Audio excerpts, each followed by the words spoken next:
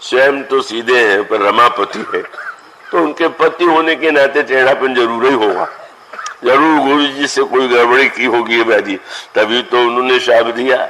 अब देखें दोनों, एक और नारद जी को भगवान उपदेश दे रहे और वही भगवान शंकर जब पार्वती जी को आश्चर्य हुआ कि ये हमारे गुरु जी में ऐसी बातें आ गई तो हंसने लगे। क्या हंस के कर ले, अरे क्या तुम समझती हो सब कुछ सच है? यही विरोधाभास। बोले भी हंसी महेश तब, तुम्हारे गुरु जी का कोई दोष नहीं था, तब किसका था महाराज? बोले बोले विहस महेश तब, ज्ञानी मूढ़न कोय, जेहि जस रघुपति जस करई, सो तस तई छन हो। पार्वती न कोई ज्ञानी है न कोई मूर्ख है, भगवान जब जिसको जैसा बना देते हैं, जैसा करा देते हैं वैसा करता है। दोनों में विरोधाभास लगता है पर नहीं। वो जो 3 स्तर मैंने बताया, एक क्रिया का स्तर, एक विचार का स्तर और एक भावना का स्तर। मानो एक स्थिति यह है कि जब व्यक्ति को दोषों से सावधान रहना है, गुणाभिमान से बचना है।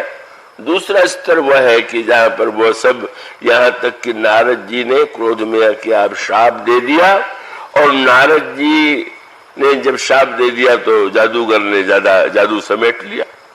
तब हरी माया दूर निवारी, नारद जी चरणों में गिर पड़े, बोले मृषा हो मम शाप कृपाला, मैंने जो शाप दिया झूठा हो जाए। भगवान ने झूठा हो जाए? क्यों झूठा हो जाए? आपको मैंने इतने कठोर शब्द कहे तो उन्होंने कहा कि तुम अपने मन से शाप देने की शक्ति रखते हो क्या? उलट है हम, तुमने जो कुछ किया है वो तुम्हारा कुछ नहीं। बोले मम इच्छा का दीन दयाला, मेरी इच्छा, यही कक्षा का क्रम, शिष्य का, साधक का वह क्रम कि जहां पर वो बुराइयों से बचने के लिए गुण और दोष की भिन्नता को स्वीकार करे, और फिर वह स्तर जब वो कभी भावना की दृष्टि से विचार करके देखता है तो ये सारी सृष्टि प्रपंच जो है वो ईश्वर का एक खेल प्रतीत होता है। और एक नाटक के मंच पर जैसे विभिन्न अभिनेताओं को जो कार्य दिया जाता है वो करते हैं, का वो दृश्य उसके हृदय में उत्पन्न होता है, और तत्वतः जब विचार करता है तो उसको लगता है कि ये सब तो केवल प्रतीति मात्र है, केवल मिथ्या स्वप्न की अनुभूति मात्र है। पर वही उचित रूप में उचित समय पर हम उस सिद्धांत का लाभ लें, दुरुपयोग न करें। एक सज्जन ने कहा कि जब सब भगवान की इच्छा से होता है तो अगर कोई व्यक्ति मैं हत्या कर दूं तो मुझे क्यों सजा मिलना चाहिए? तो मैंने कहा अगर आपने हत्या इच्छा से किया तो फांसी भी वही तो इच्छा से दिला रहे हैं, दोनों की इच्छा मान लीजिए। उनकी इच्छा थी आपने मार डाला, उनकी इच्छा थी आपको फांसी पे चढ़वा दिया। आप आधे में इच्छा माने और आधे में अनिच्छा माने, ये अधूरा खेल नहीं चलेगा। और इस बात को जब हम समझ लें तो बहुत कुछ समस्याओं का समाधान हो जाता है। किस समय हम किस कक्षा में है और हमारे लिए क्या मानना उपयोगी है, इसको हमें समझना होगा। कोई रोगी है और रोगी डॉक्टर के पास जाए, और अगर डॉक्टर एक कहने लगे कि क्या दवा के फेर में पड़े हो, शरीर तो नासमान है, एक दिन तो मृत्यु होनी ही है, सत्य है बिल्कुल, पर वो जहां वो बैठा वहां से वो ठीक नहीं। उसे रोग को ही सत्य मानना होगा, रोग की दवा भी देनी होगी, पर इसके साथ साथ मृत्यु भी तो होती है, और मृत्यु हो तब उसको ये छोड़ करके और क्या कह सकता है कि ये नाशवान है, मृत्यु तो असंभावी है। इसलिए भगवान के इस विराट तत्व को यदि हम समझ लें, भगवान कृष्ण एक और पांडवों के दूत बनकर के दुर्योधन को समझाने गए। उस युद्ध को उन्होंने रोकने की चेष्टा किया, और वही भगवान जब अपने विराट रूप का दर्शन अर्जुन को कराते हैं, अर्जुन घबरा गया। भगवान का वह रूप, विकट रूप, तेज। अर्जुन ने पूछा आप कौन हैं? आपका ये रूप क्यों है? आपको क्या मिलेगा परिचय? भगवान कहते हैं कालोस में, मैं साक्षात काल। आप क्या चाहते हैं? बोलो लोकेश में क्षयकृत प्रवृत्त हो, मैं विनाश के लिए प्रस्तुत हूं, सबको विनष्ट कर दूंगा। कैसा विरोधी वाक्य! दूत बन करके युद्ध रोकने की चेष्टा, और दूसरी ओर ये कहना कि मैं साक्षात काल हूं। पर वही तत्व है, उसका अभिप्राय ये है कि जब वो विचार जब जीवन के व्यवहारिक क्षेत्र में आते हैं तो भगवान यह बताना चाहते हैं कि हमारा कर्तव्य है हम बुराई को मिटाने की चेष्टा करें, हम झगड़े को मिटाने की चेष्टा करें, सब कुछ अच्छे से अच्छा करने की चेष्टा करें। पर इस सत्य को कहीं न कहीं हम समझ करके धारण करें कि वस्तुतः यह जो प्रपंच है, एक उस प्रपंच को जब इस बात पर हम जान लें कि सब कुछ प्रभु की इच्छा पर ही निर्भर है, तो हमारे जीवन में तो न अभिमान की आवश्यकता है और न तो बहुत निराशा की आवश्यकता है। कई बार ऐसा होता है, चाहे दूरदर्शन में, रेडियो में, आपने इतने प्रवचन किए, आपको संतोष है? मैंने कहा बिल्कुल संतोष। क्यों? बोले मैंने अगर सोचा होता कि संसार को बदल दूंगा तो असंतोष हो जाता। पर निज गिरा पावन कर्ण कारण राम जस तुलसी कहो। भगवान के चरित्र के कथन में का अपनी वाणी को पवित्र करते हैं और जिन लोगों को लाभ मिलता है वो धन्य है, उसका लाभ लेते हैं। पर हम अगर ये मान लें कि हम सारे शिष्ट को बदल डालेंगे, परिवर्तित कर देंगे, कहीं पर रोग दोष शोक रह नहीं जाएगा, तो ये हमारा केवल मिथ्या अभिमान है, वो कभी सत्य होने वाला नहीं है। पर सतत सावधान ये रहना है कि उसको जानने का फल निष्क्रियता न हो जाए, आलस्य न हो जाए। भगवान अर्जुन को ये दिखला देते हैं कि भीष्म, द्रोण, कर्ण सारे योद्धा मरे पड़े। तो अर्जुन कह सकता है कि महाराज जब मर गए हैं तो चलो समाप्त नहीं है, तुम्हें लड़ना है, तुम्हें मारना है। तो महाराज जब लड़ना और मारना ही है तो आपने दिखाया क्यों? तो उन्होंने कहा इसलिए दिखाया कि इसको देखने के बाद जब तुम्हारे हाथ से वो मरेंगे तो तुम्हें याद आ जाएगा ये तो भगवान ने वध कर दिया था, मैं तो केवल निमित्त बन करके उस नाटक में कार्य कर रहा हूं। मैं ये निहिता प्रभु निमित्त मात्रम भव सव्यसाचिन। ये दृश्य अगर तुम न देखते तो तुम्हें भ्रम अवश्य हो जाता कि युद्ध मैंने जीत लिया। ये जो ग्रंथ है हमारे यहाँ, उसमें जो वाक्य है वो किसी वाक्य को पकड़ करके सिद्धांत मत बना लीजिए उचित समय में। और यही भगवान की दिव्य लीला। भगवान राम के चरित्र में ये अखिल विरुद्ध धर्माश्रयता जो है वो आपको अधिकाधिक दिखाई देगी। उस वाटिका में जिस समय भगवान श्री राम को जनकनंदिनी सीता ने देखा तो देखने के पश्चात वो दृश्य सामने क्या आया? बोले भाल तिलक श्रम बिंदु सुहाए, माथे पर पसीने की बूंद है। सखियों ने देखा बड़े सुंदर है, क्या दिव्य रूप है, पर जिसको फूल तोड़ने में पसीना आ जाए वो धनुष क्या तोड़ेंगे? कर्क तो यही कहता है, अगर पुष्प तोड़ने में भी श्रम की अनुभूति हो। लेकिन दूसरे दिन अद्भुत दृश्य था कि पसीने की बूंद का सवाल ही नहीं।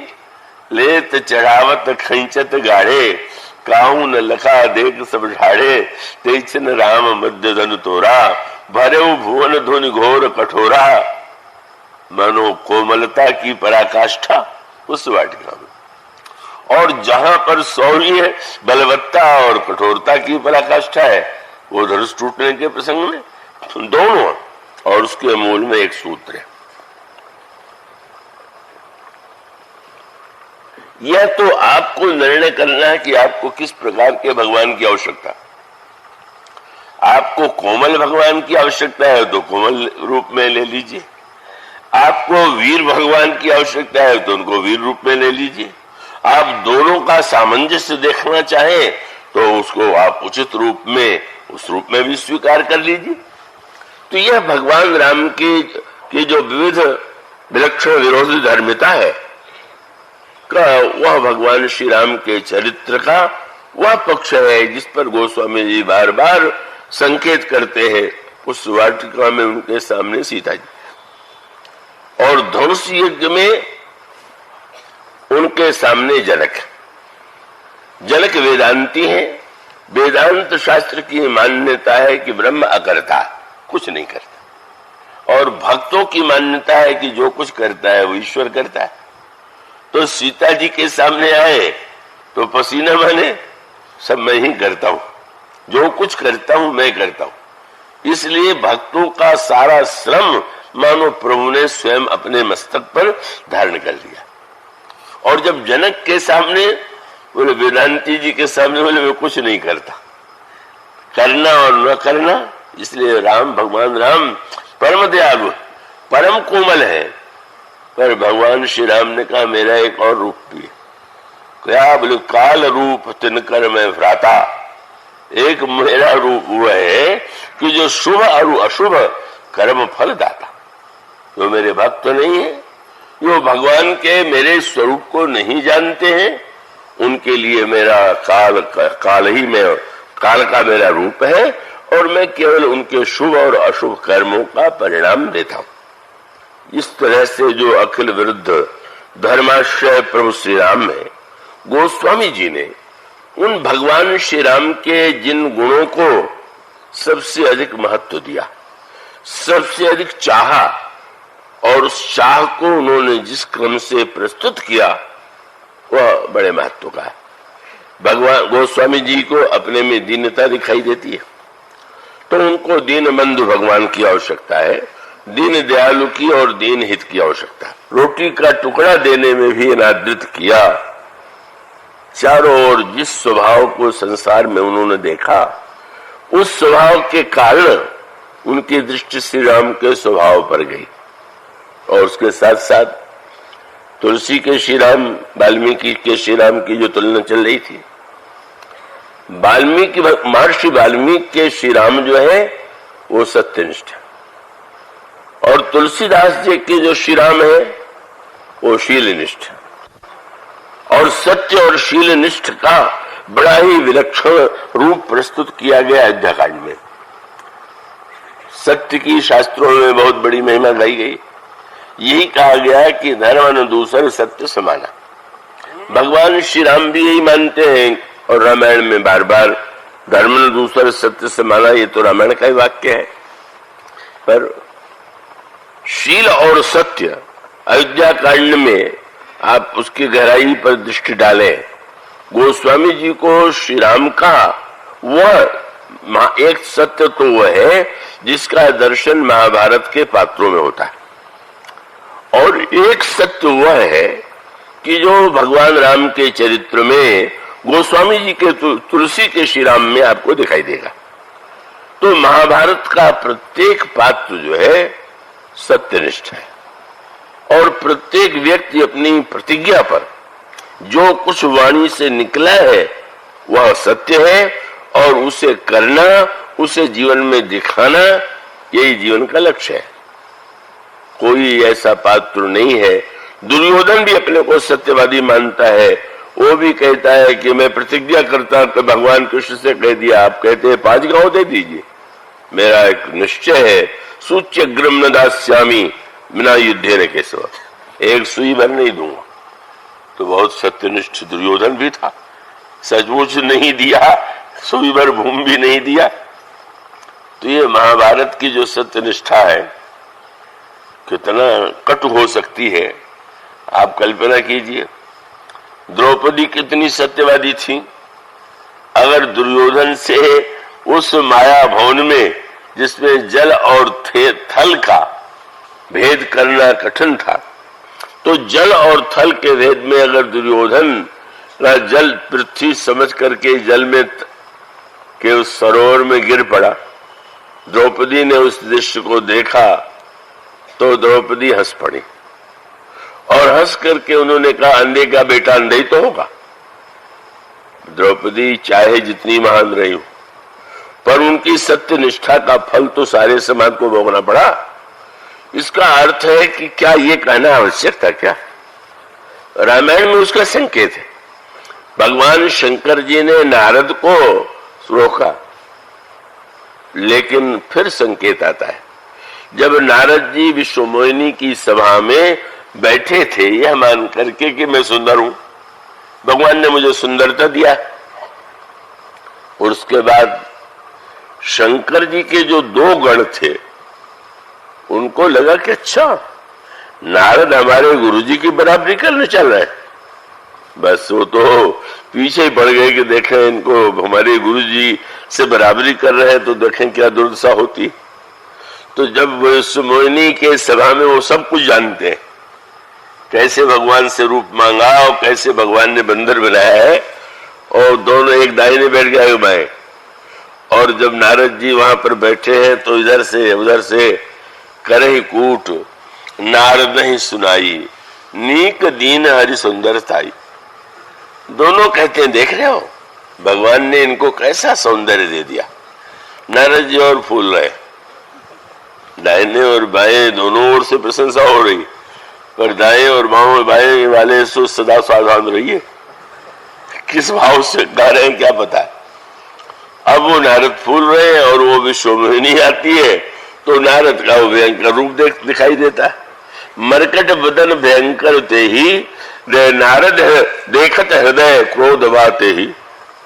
नारद को देख के इतना क्रोध आया कि नारद जी तो कल्पना कर रहे थे मेरे गले में जयमाल पड़ेगा, और जयमाल के स्थान पर उसने निर्णय कर लिया कि ये बंदर जिस पांत में बैठा उधर जाऊंगी नहीं। बस यही विष जिस बैठे नारद फूली, तेही दिस तेही न बिलो के भूली।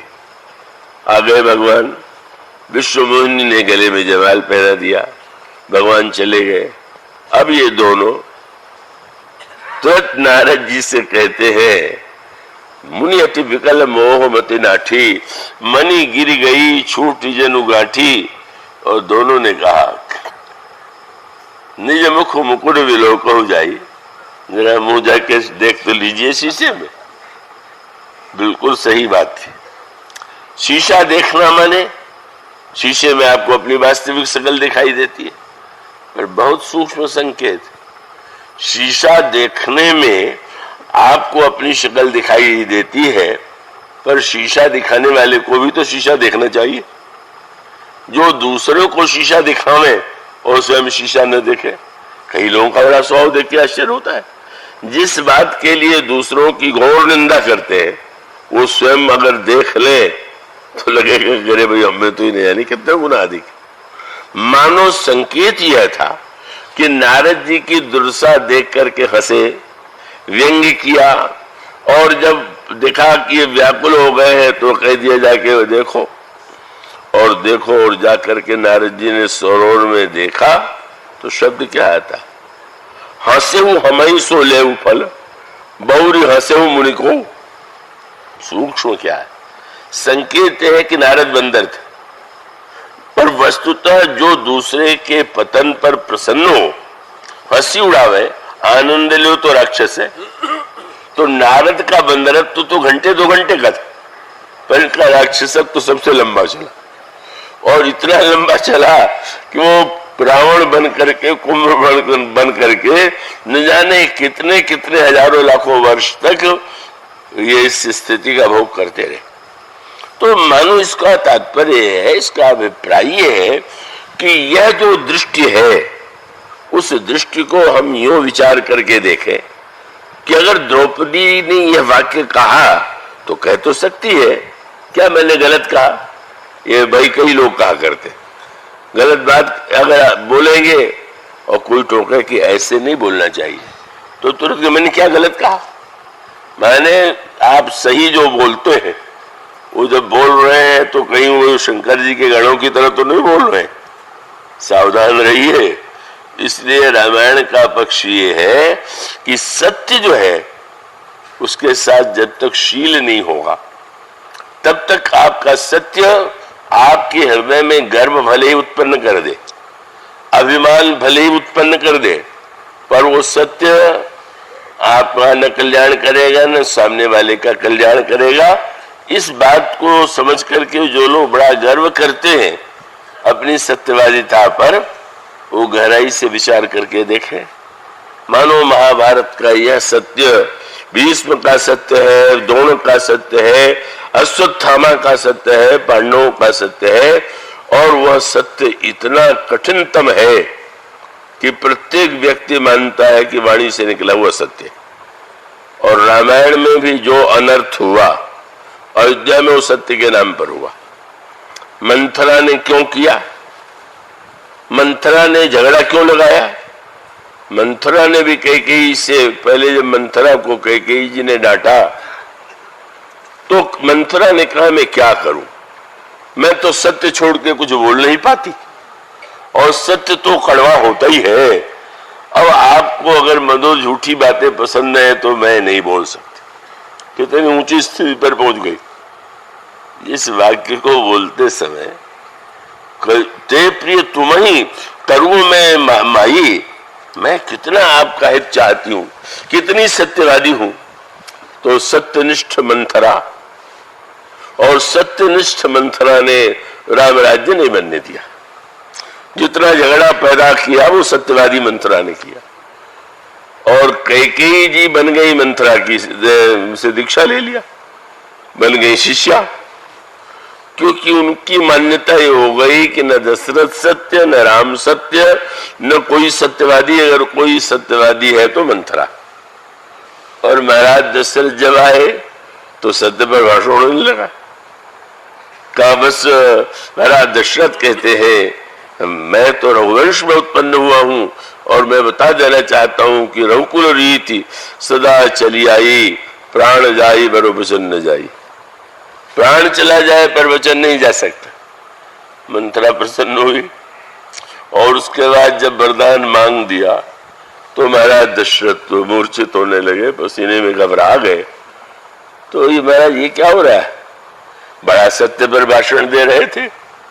जब आप सत्य की प्रशंसा कर रहे थे और मुझसे कह रहे थे कि तुम जो मांगना हो मांग लो, तो क्या आपको था ये भ्रम था क्या कि मैं भुना हुआ चना मांगने वाली हूं? सत्य सराय कहू बर देना, मानू मांगी ले चबे ना। और सत्य संद तुम रघुकुल माही, मोइन बहुत प्रपंच सोआई।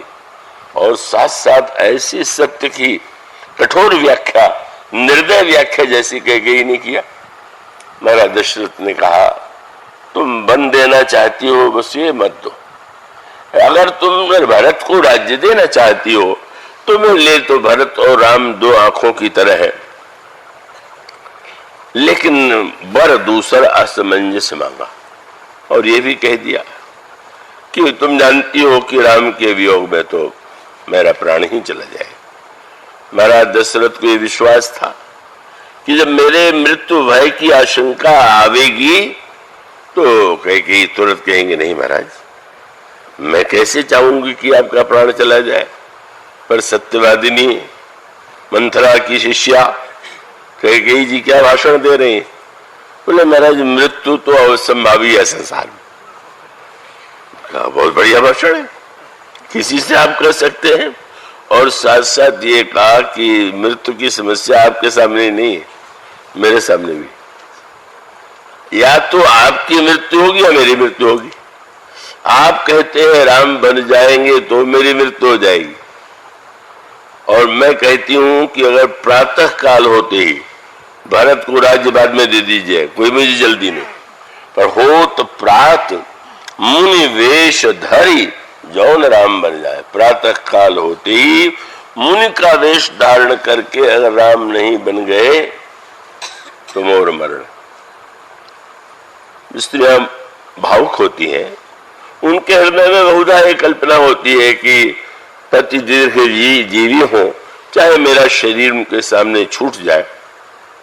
तो कैकेयी जब ये कहती है कि मेरी मृत्यु होगी, तो महाराज तो नहीं भले ही बोले, पर कोई पूछ सकता है कि अगर आपकी मृत्यु का भी भय है और महाराज की मृत्यु का भय है तो आप किसकी मृत्यु चाहती? क्या उत्तर मिला? मोर मरण, मेरी मृत्यु में और आपकी मृत्यु में एक अंतर है। क्या साहित्यिक भाषा है, सीधे न कह करके बोले मोर मरण रावुर अयश, मैं मरूंगी तो आपको कलंक लगेगा। तात्पर्य क्या? आप मरेंगे तो आपको यश मिलेगा, मैं मरूंगी तो कलंक लगेगा, और यश ही तो सदा रहता है, इसलिए शरीर छूट जाए तो कोई चिंता नहीं। यह है सत्य का भाषण, जो ये कहती है कि सत्य के लिए अगर आपका शरीर छूट गया तो क्या चिंता की बात है।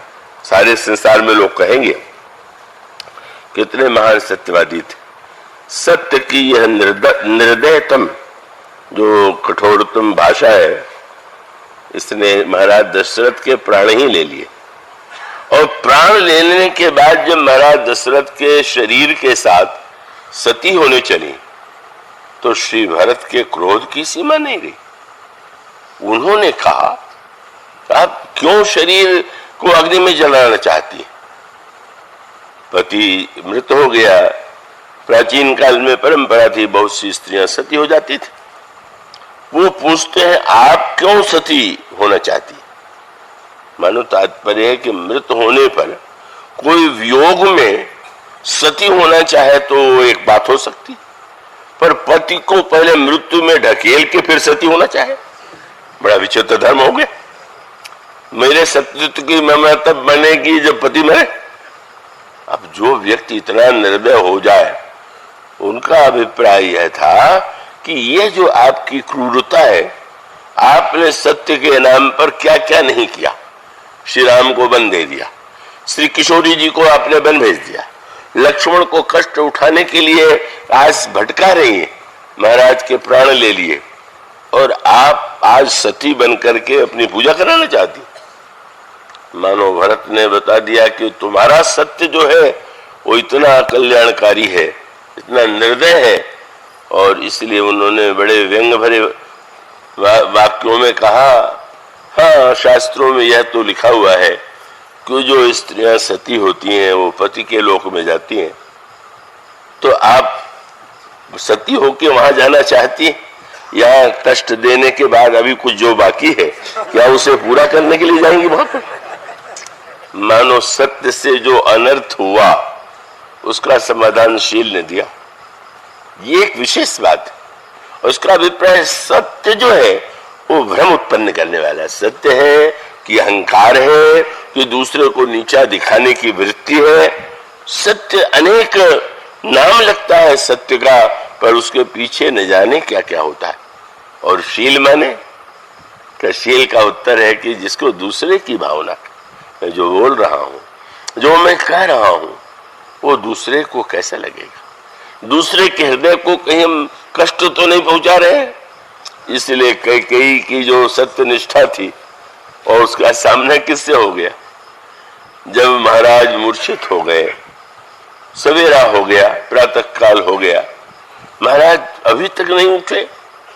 मंत्रियों से प्रजा ने अनुरोध किया, आप देखिए तो जाकर के आज क्या हो गया, पिछले पहर भूप नित जागा, आप जो हम ही बड़ अचरज लागा।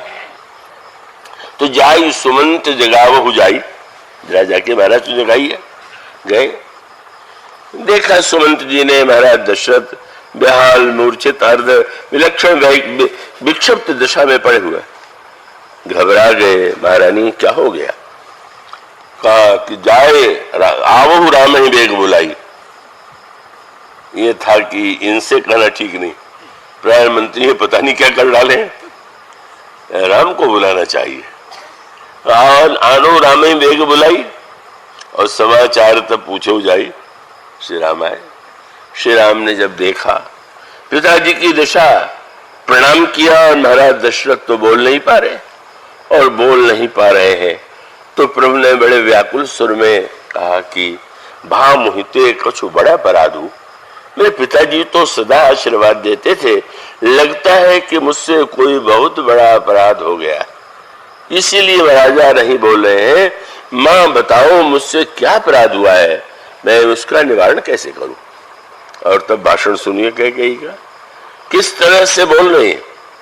अरे राम, तुम अपराध जोग नहीं ताता, भला तुम अपराध कर सकते हो? अरे बड़ी प्रशंसिका। तो अगला वाक्य क्या है? मैं जानती हूं कि जननी जनक बंध सुख दाता। तुम तो माँ को, पिता को, भाई को सुख देने वाले। काहे के लिए कह रहे? मैंने वरदान मांगा है, उसे पूरा करोगे तो माँ को सुख मिल गया। पिताजी ने जो सत्य कहा था वो पूरा हो गया तो वो सुखी हो जाएंगे। और तुम्हारा भरत छोटा भाई राज्य है तो तुम तीनों सुखदाता हो, और तुम अगर दे दोगे तो लगेगा कि हाँ। और कितनी विलक्षण निर्दयता मनुष्य में आ जाती है। मुझे तो कोई और चिंता नहीं है, आज महाराज को इतना दुख हो गया तो ऐसा करो ना। क्या? बोले महाराज को समझाओ। पिता ही बुझाई कहो बलि सोई, चौथे पल ये अजस न होई। महाराज दशरथ को कितना ऐश हो जाएगा। पुत्र तुम समझाओ।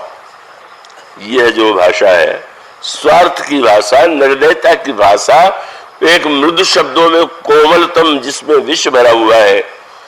पर बस गोस्वामी जी ने यही कहा कि श्री राम ने सुना तो श्री राम पर प्रभाव क्यों नहीं पड़ा, जो इतनी कुटिलता की वृत्ति है। बोले नदी चाहे जितना गंदा जल लेके जाए, चाहे साफ जल लेकर के जाए, समुद्र में जाएगा तो समुद्र थोड़ी उस जल के, नदी के गंदे पन से गंदा हो जाएगा। भगवान श्री राम कौन है? बोले शील सिंधु सुन गुरु आगमनु। प्रभु है शील के समुद्र, और शील के समुद्र में सत्य के नाम पर जो एक मलिन वृत्ति का प्रवाह कैकेयी के मुंह से हो रहा है, गोस्वामी जी ने कहा प्रभु के उस शील में क्या उसका प्रभाव पड़ा। राम ही मातु बचन सब भाए, जी में सुरसरी गत सलिल सुहाए। गंगा में भी गंगा जल चला जाए तो गंगा बन गया, वो तो समुद्र है श्री राम शील के। और सचमुच जो कैकेयी के मन में आशंका थी, भगवान राम यदि चाहते, अगर कानूनी पंडित होते और कानून की लड़ाई लड़ते तो कह सकते थे। कैसे सत्य है ये? महाराज ने वचन दिया है, रघुवंश की परंपरा है, पिताजी ने गुरुजी से मुझे कहलवाया है, सत्य मेरे पक्ष में। पर भगवान राम ने सत्य का तो नाम ही नहीं लिया। उनके शील ने यही कहा कि माँ कितनी तुम पर, तुम्हारा मेरे प्रति कितना स्नेह है। तात तो उन्होंने कहा कि मेरे बन जाने में कितना लाभ है, और शब्द यही था तात बचन पूर्णिमा। उन्होंने यही कहा कि माँ मुलिगन मिलन विशेष बन, सब ही भांति भल मोर, तेहि माँ पितु आय सुबहुरी, सम्मत जननी तोर, भरत प्राण प्रिय पावई राजू, विधि सब विधि मुहि सन्मुख आजू, और जौन जाऊं बन ऐसु काजा, प्रथम गनीय मुहि मूढ़ समाजा। उसके बाद फिर वर्णन आता है, जब श्री राम के विदाई का अवसर आया, महाराज दशरथ की दशा, अयोध्या की दशा, और वो सारे वातावरण में कैकेयी क्या करती, जब देखा डर लगने लगा कि कहीं रोक तो नहीं लिया जाएगा, ये रोगा करके सब कहीं दशरथ जी बदल जाए, कहीं ये प्रजा का रोना रुक जाए, प्रजा के रोने से रुक जाए। पहले से रात के बाद सबसे पहला काम रात में मंत्रा से कर रखा था, वो बलकर वस्त्र और कमंडल उंगल पहले से तैयार रखना। और सचमुच लिखा हुआ है कि उस समय भला वन में जाते तो मुनि वस्त्र धारण करते, पर मुनि पट भूषण भाजन आनी, आगे धरि बोली मृदु बानी। अद्भुत बात, क्या कोमल बोलेंगी तो मृदु शब्द तो सुनने में कोमल ही लगेगा। और यही कहा कि राम तुम ही जान बन कही न काऊ, ये लोग तुम्हारे हितैषी नहीं, ये तुम्हें अधर्म के पथ पर लाना चाहते, इसलिए नहीं जाने देंगे। एक तो मैं ही हूं कि जो तुम्हें धर्म के पथ पर चलाना चाहती हूँ, याद रखिएगा। इसलिए तुलसीदास जी कहते हैं हमारे राम सत्य नहीं, वो तो शील के द्वारा ही सत्य की समग्रता, शील की समग्रता श्री राम में है, वो तुलसी के राम है। उनकी चर्चा इसके बाद कल करेंगे। बोलिए श्याम।